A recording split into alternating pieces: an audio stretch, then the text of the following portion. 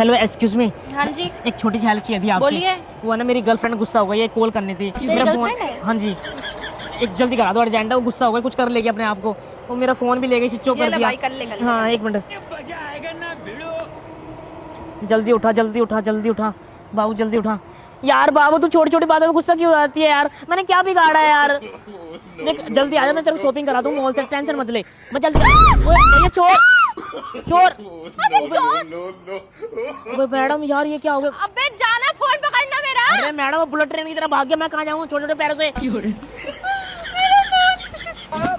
क्या हुआ? अरे मैडम मेरा फोन चोरी करवा दिया तूने। इधर इधर आओ, इधर आओ साले तू। यार मैडम मेरी क्या गलती है इसमें? मैं तो बात ही कर रहा था ना आपसे, मैंने थोड़ी चोरी करा है। देख ऐसा है, ऐसा है, तूने फोन लिया था, जाके मेरा फोन लेकर आ, जल्दी जा। अरे मैडम आपने अभी देखा ना, आपके सामने चोरी हुआ है, मेरी क्या गलती है इसमें? पहले आप लोग वीडियो देखें। इस वीडियो को लाइक करें, कमेंट में माशाअल्लाह जल्दी।